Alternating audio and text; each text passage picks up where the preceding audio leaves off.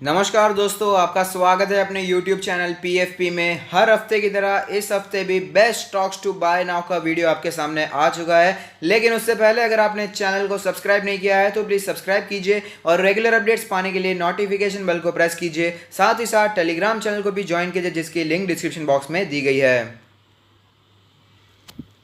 तो यहाँ पर सबसे पहला स्टॉक है HDFC बैंक। जैसे कि आपको पता है, इस वीडियो में हम यहाँ पर फंडामेंटल एनालिसिस और टेक्निकल एनालिसिस नहीं कर पाते हैं। मैं आपको लेवल्स बताता हूँ जहाँ पर आप यहाँ पर बाइंग करने के बारे में सोच सकते हैं। इस वीडियो में लेवल्स बताने से पहले यहाँ पर एक बात मैं आपको बता दूँ कि इस वीडियो में कई स्टॉक्स होंगे जो कि यहाँ पर फाइनेंस रिलेटेड है, यानी कि BFSI सेक्टर से रिलेट करते हैं। तो आपको पता ही है कि यहाँ पर इंटरेस्ट और इंटरेस्ट का यहाँ पर केस चल रहा है सुप्रीम कोर्ट में। 28 सितंबर को हमें यहाँ पर पता चलने वाला है कि आगे क्या सुनवाई आती है। तब तक यहाँ पर हमें जैसे जैसे 28 सितंबर नज़दीक आएगा वैसे वैसे हमें इन स्टॉक्स में वॉलेटिलिटी बढ़ती हुई नजर आ सकती है, गिरावट हो सकती है। तो यहाँ पर एज अ अपॉर्चुनिटी लेना है और वहाँ पर अच्छे स्टॉक्स को अच्छे प्राइस पर बाय करना है। इसलिए इस वीडियो में हम यहाँ पर अच्छे अच्छे बैंक स्टॉक्स को यहाँ पर कवर करने वाले हैं। तो सबसे पहले HDFC बैंक, जो कि टॉप मोस्ट प्रायोरिटी में मेरी बैंक है। तो यहाँ पर जो एग्रेसिव इन्वेस्टर है, जो एक्टिव इन्वेस्टर है, उनके लिए मैं लेवल्स बताना चाहूंगा। लेकिन उससे पहले सर प्लीज वीडियो को लाइक तो कर दीजिए। यहाँ पर बहुत मेहनत करके आपके लिए वीडियो बनाते हैं। तो यहाँ पर जो एग्रेसिव इन्वेस्टर के लिए जो लेवल है वो लेवल है यहाँ पर 1000 से करके 1025 के आसपास का लेवल।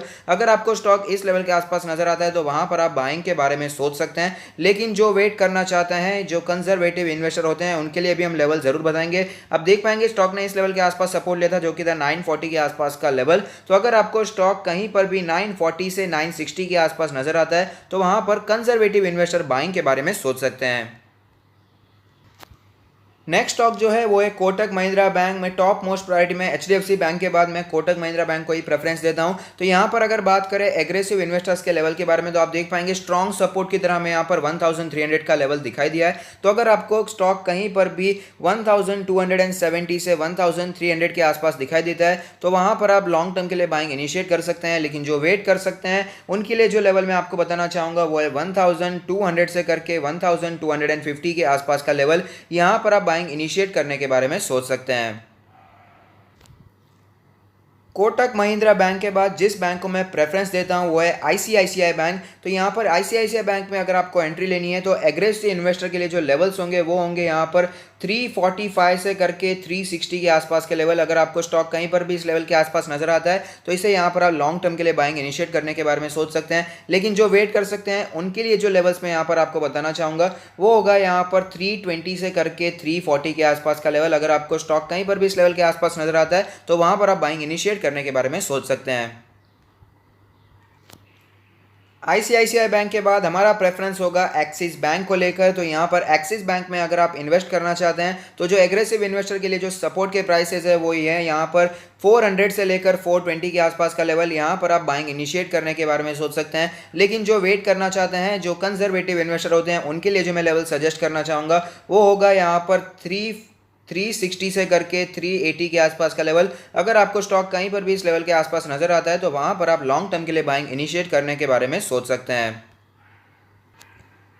नेक्स्ट जो स्टॉक है वो है नैम इंडिया। यहाँ पर एसेट मैनेजमेंट कंपनी है। यहाँ पर पहले भी हमने आपको रिकमेंडेशन दिया था 260 के आसपास, उसके बाद हमने प्रॉफिट बुकिंग भी की थी। लेकिन यहाँ पर स्टॉक वापस नीचे आता हुआ नजर आ रहा है तो यहाँ पर फिर से बाइंग की अपॉर्चुनिटीज ढूंढी जा सकती है। तो अगर आपको स्टॉक कहीं पर भी 260 से 270 के आसपास नजर आता है तो वहाँ पर लॉन्ग टर्म के लिए बाइंग इनिशिएट करने के बारे में सोचा जा सकता है। लेकिन यहाँ पर जो वेट करना चाहते हैं उनके लिए मैं लेवल्स बताऊंगा जो कि है 230 से करके 240 के आसपास का लेवल। अगर आपको स्टॉक कहीं पर भी इस लेवल के आसपास नजर आता है तो वहाँ पर आप लॉन्ग टर्म के लिए बाइंग इनिशिएट करने के बारे में सोच सकते हैं।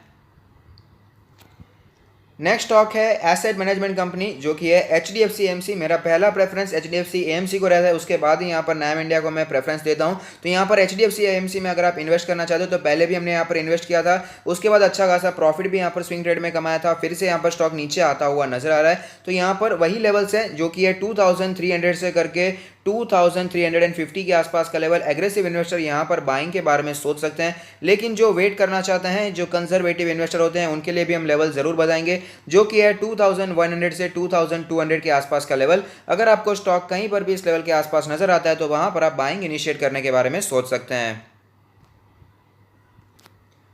नेक्स्ट स्टॉक है HDFC लिमिटेड, जो कि हाउसिंग फाइनेंस में कामकाज करती है। तो यहाँ पर इंपॉर्टेंट सपोर्ट पे फिलहाल वो ट्रेड करती हुई नजर आ रही है। तो जो एग्रेसिव इन्वेस्टर है यहाँ पर बाइंग के बारे में सोच सकते हैं। अगर आपको स्टॉक कहीं पर भी 1740 से 1760 के आसपास नजर आता है तो वहाँ पर लॉन्ग टर्म के लिए बाइंग इनिशिएट करने के बारे में सोचा जा सकता है। लेकिन जो वेट करना चाहते हैं, जो कंजर्वेटिव इन्वेस्टर होते हैं, उनके लिए मैं जो लेवल्स बताना चाहूँगा वो होंगे यहाँ पर 1550 से करके 1650 के आसपास का लेवल। अगर आपको ये लेवल दिखाई देता है तो वहां पर आप लॉन्ग टर्म के लिए बाइंग इनिशिएट करने के बारे में सोच सकते हैं। तो आज के लिए जो फाइनेंस रिलेटेड स्टॉक्स है मैं इतने ही बताना चाहता हूं। लेकिन यहां पर फिर से मैं एक बार दोहराना चाहूंगा, ये बात आप याद रखिएगा कि यहाँ पर जो फाइनेंस रिलेटेड स्टॉक्स है वहाँ पर वॉलेटिलिटी बढ़ती हुई नजर आएगी। स्पेशली जो बैंकिंग स्टॉक्स हैं वहाँ पर ज़्यादा वॉलेटिलिटी बढ़ती हुई नजर आएगी। यहाँ पर आपको बताइए सुप्रीम कोर्ट का डिसीजन है, यहाँ पर अभी फर्दर डिले कर दिया गया है। यहाँ पर अभी तक NPS डिक्लेयर नहीं करना है, ऐसी सब न्यूज़ आ चुकी है। उसके बारे में हमने आपको पहले ही अपडेट कर दिया है। तो इसको लेकर काफ़ी ज़्यादा वॉलेटिलिटी मार्केट में देखने को मिलेगी। बैंकिंग स्टॉक्स और साथ ही साथ फाइनेंस रिलेटेड जो भी स्टॉक्स हैं NBFCs है वहाँ पर भी वॉलेटिलिटी देखने को मिलेगी। तो यहाँ पर रिस्क यहाँ पर काफ़ी ज़्यादा एसोसिएटेड है। तो यहाँ पर आपको संभल कर इन्वेस्ट करना चाहिए। और अगर आप यहां पर इन्वेस्ट कर रहे हैं लॉन्ग टर्म के लिए तो कोई प्रॉब्लम नहीं है। लॉन्ग टर्म में तो सब कुछ अच्छे स्टॉक्स है, मैंने आपको बताया है, वो लॉन्ग टर्म में तो ऊपर जाएंगे। लेकिन अगर आप स्विंग ट्रेडर है तो ये यहां पर आपको, अगर आप पोजीशन बना रहे हैं तो सोच समझ कर बनाइएगा। और साथ ही साथ यहां पर टाइमली प्रॉफिट बुकिंग भी करते रहिएगा। और साथ ही साथ मैं आपको प्रॉफिट बुकिंग के बारे में बताता तो रहता ही हूं टेलीग्राम चैनल पर। लेकिन ये जो फाइनेंस रिलेटेड स्टॉक्स है वहां पर बहुत ही संभलना चाहिए। जैसे जैसे 28 सितंबर नजदीक आएगा वैसे वैसे इन सारे स्टॉक्स में हमें यहाँ पर अनसर्टेनिटी देखने को मिलेगी। यहाँ पर वॉलेटिलिटी बढ़ती हुई नजर आएगी। तो बहुत ही संभलने की जरूरत है। और वैसे भी यहाँ पर यूएस इलेक्शन भी नजदीक आता हुआ नजर आ रहा है। तो यहाँ पर यूएस के जो स्टॉक्स हैं वो भी काफी ज्यादा वॉलेटाइल होना शुरू हो चुके हैं। तो यहाँ पर थोड़ा सा संभलने की जरूरत है। नेक्स्ट स्टॉक है इंफ्रास्ट्रक्चर से रिलेटेड है L&T। यहाँ पर आप इन्वेस्ट करने के बारे में सोच सकते हैं। यहाँ पर मैंने आपको पहले भी बताया था 900 के आसपास रेकमेंड किया था। उसके बाद स्टॉक काफ़ी ऊपर गया था, 990,000 के आसपास स्टॉक पहुंच चुका था। लेकिन उसके बाद वापस हमें यहाँ पर गिरावट देखने को मिल रही है। तो वापस बाइंग की अपॉर्चुनिटीज़ ढूंढनी है। तो अगर आपको ये स्टॉक कहीं पर भी 875 से करके 900 के आसपास नजर आता है तो वहाँ पर एग्रेसिव इन्वेस्टर्स बाइंग के बारे में सोच सकते हैं। लेकिन जो वेट करना चाहते हैं, जो कंजर्वेटिव इन्वेस्टर है, उनके लिए जो मैं लेवल्स बताना चाहूँगा वो होंगे यहाँ पर 790 से करके 820 के आसपास का लेवल। अगर आपको स्टॉक कहीं पर भी इस लेवल के आसपास नजर आता है तो लॉन्ग टर्म के लिए बाइंग इनिशिएट किया जा सकता है। बहुत ही धमाकेदार स्टॉक है। यहाँ पर आपको बताइए मिलिट्री इंपोर्ट पर 101 मिलिट्री इंपोर्ट पर हमें यहाँ पर बैन देखने को मिल रहा है। उसकी वजह से काफी ज्यादा और भी स्टॉक्स काफी भाग चुके थे। लेकिन ये एक ऐसा स्टॉक है जो मैं आपको रेकमेंड करना चाहूंगा। यहाँ पर दूसरा कोई भी डिफेंस के स्टॉक आपको लेने की जरूरत नहीं है। ये एक अच्छा स्टॉक है, अलग अलग सेक्टर्स में कामकाज करता है। इंफ्रास्ट्रक्चर में आगे बढ़ना है इंडिया को, तो यहाँ पर L&T में जरूर ग्रोथ देखने को मिलेगी। तो यहाँ पर टेंशन मत लीजिए, यहाँ पर बाइंग के बारे में सोचा जा सकता है।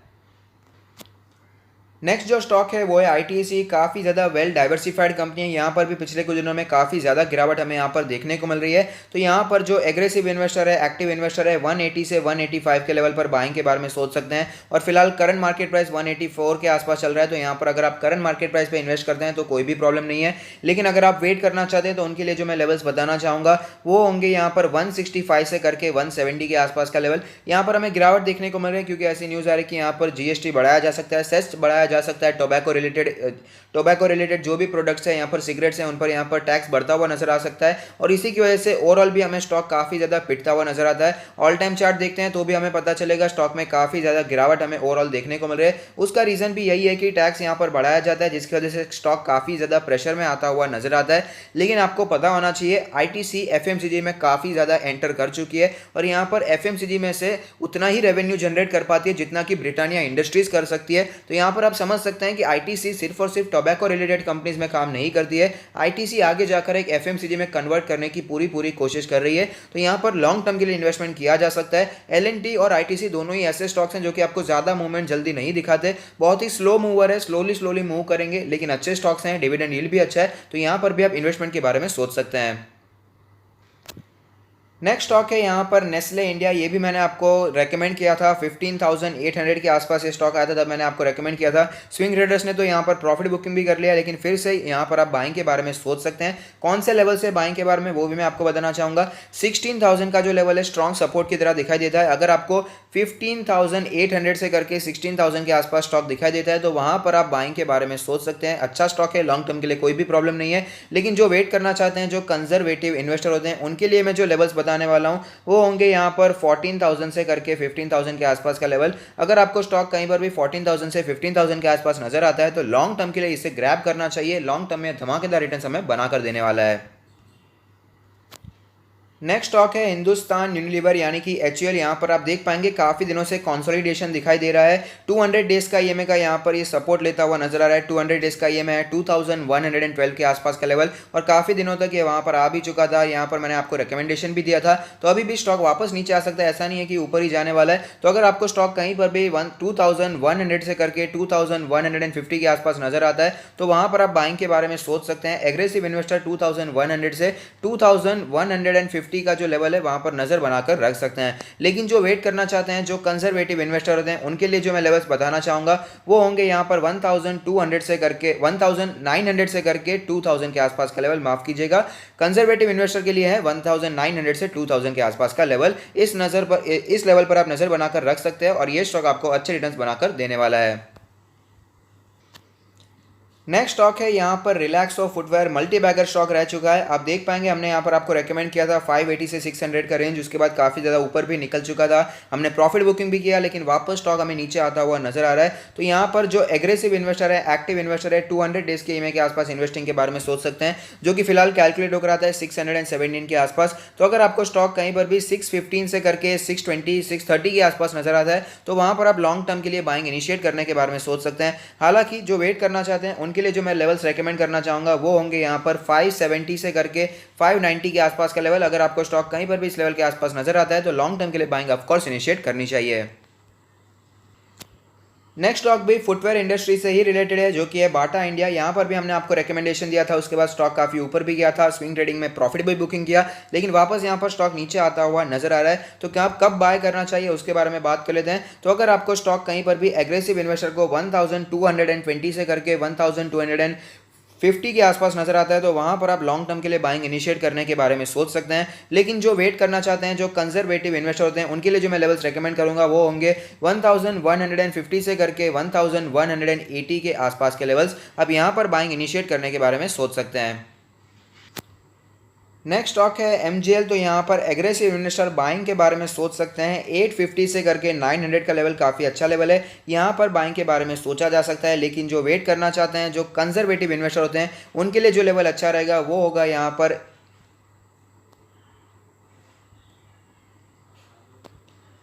800 से करके 850 का लेवल कंजर्वेटिव इन्वेस्टर के लिए काफ़ी अच्छा है। अगर आपको स्टॉक कहीं पर भी इस लेवल के आसपास नजर आता है तो वहाँ पर आप बाइंग इनिशिएट करने के बारे में सोच सकते हैं।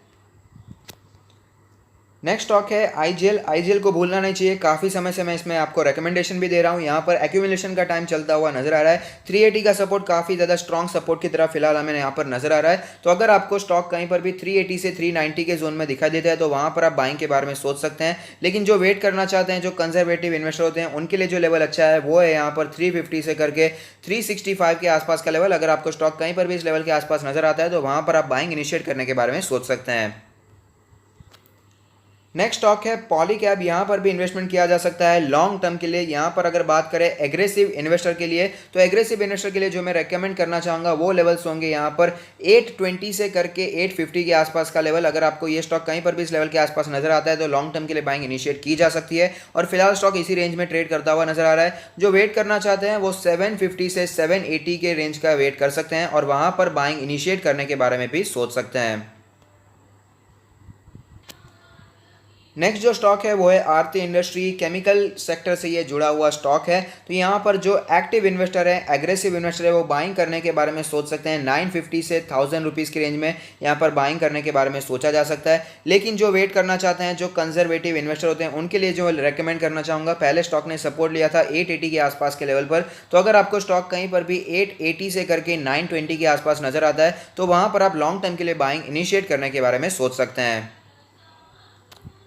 नेक्स्ट स्टॉक भी हमें यहाँ पर केमिकल सेक्टर से जुड़ता हुआ नजर आता है, विनाती ऑर्गेनिक्स। आप देख पाएंगे काफी दिनों से कंसोलिडेशन दिखा रहा है इसी जोन में और यहाँ पर हमने बाइंग भी की थी और यहाँ पर हमने सेलिंग भी की थी स्विंग ट्रेडिंग वाले ने। यहाँ पर उसके बाद गिरावट देखने को मिली, वापस हमें उसी रेंज में स्टॉक ट्रेड करता हुआ नजर आता है। तो जो एग्रेसिव इन्वेस्टर है यहाँ पर करंट मार्केट प्राइस पे भी अगर स्टॉक बाय करता है तो भी कोई प्रॉब्लम नहीं है। 980 से करके 1000 रुपीज़ की रेंज काफी अच्छी है, यहाँ पर आप लॉन्ग टर्म के लिए बाइंग इनिशिएट करने के बारे में सोच सकते हैं। लेकिन जो वेट करना चाहते हैं, जो कंजर्वेटिव इन्वेस्टर होते हैं, उनके लिए जो लेवल्स में रेकमेंड करना चाहूंगा वो होंगे यहाँ यहाँ पर 920 से करके 950 के आसपास का लेवल, अगर आपको स्टॉक कहीं पर भी इस लेवल के आसपास नजर आता है तो वहां पर आप बाइंग इनिशिएट करने के बारे में सोच सकते हैं।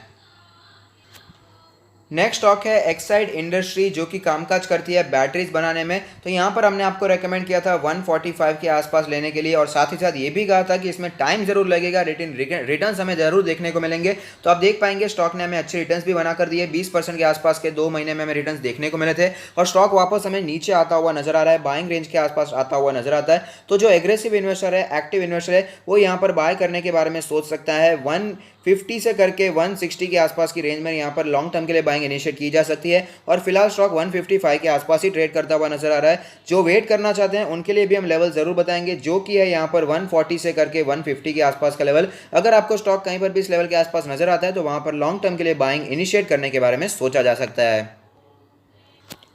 नेक्स्ट जो स्टॉक है वो है अवंती फीड्स। यहाँ पर अवंती फीड्स में हमने आपको रेकमेंडेशन दिया था इसी रेंज में, उसके बाद काफ़ी स्टॉक ऊपर भी जाता हुआ नजर आया था। स्विंग ट्रेडर्स ने यहाँ पर प्रॉफिट भी बुकिंग किया, लेकिन स्टॉक वापस नीचे आता हुआ नजर आ रहा है, तो यहाँ पर वापस बाइंग की अपॉर्चुनिटीज ढूंढी जा सकती है। तो यहाँ पर आप देख पाएंगे 200 डेज के EMA के आसपास ही स्टॉक ने सपोर्ट लिया था, और फिलहाल वो लेवल कैलकुलेट होकर आता है 460 के आसपास का लेवल। तो अगर आपको स्टॉक कहीं पर भी एग्रेसिव इन्वेस्टर को 440 से करके 460 के आसपास नजर आता है तो वहाँ पर आप लॉन्ग टर्म के लिए बाइंग इनिशिएट करने के बारे में सोच सकते हैं। हालांकि जो वेट करना चाहते हैं, जो कंजर्वेटिव इन्वेस्टर होते हैं, उनके लिए जो मैं लेवल सजेस्ट करूंगा वो होंगे यहाँ पर 390 से करके 410 के आसपास का लेवल। अगर आपको ये लेवल दिखाई देता है तो यहाँ पर आप बाइंग इनिशिएट करने के बारे में सोच सकते हैं। यहाँ पर हमने आपको अलग अलग स्टॉक्स बताए, जिसके लेवल्स भी हमने आपको बताए। यहाँ पर दो लेवल्स बताए हैं हमने आपको, कंजर्वेटिव इन्वेस्टर के लेवल भी बताए हैं, साथ ही साथ एग्रेसिव इन्वेस्टर के भी लेवल बताए हैं। यहाँ पर कई लोग बताते हैं कि आप सेम ही स्टॉक्स बार बार बताते रहते हैं, नए स्टॉक्स कुछ बताइए। यहाँ पर नए स्टॉक्स बताने की जरूरत ही क्या है, यहाँ पर अगर आपको सेम स्टॉक्स में अच्छा पैसा मिल रहा है, फंडामेंटली सारे स्ट्रॉन्ग स्टॉक्स की लिस्ट बना रखी है मैंने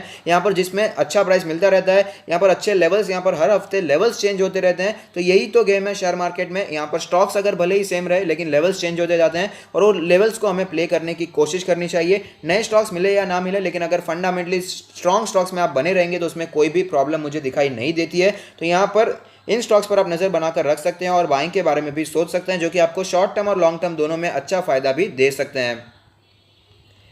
ये सारे स्टॉक्स अच्छे स्टॉक्स हैं, इसे अपने पोर्टफोलियो में भी जगह दी जा सकती है। और साथ ही साथ अगर आप अपना पोर्टफोलियो हमसे रिव्यू करवाना चाहते हैं तो उसका लिंक भी हमने डिस्क्रिप्शन बॉक्स में दे दिया है। तो अगर आपको ये वीडियो पसंद आता है तो लाइक कीजिए, शेयर कीजिए, कमेंट कीजिए, सब्सक्राइब कीजिए, मुझे मोटिवेट कीजिए। Thank you, stay happy, happy investing.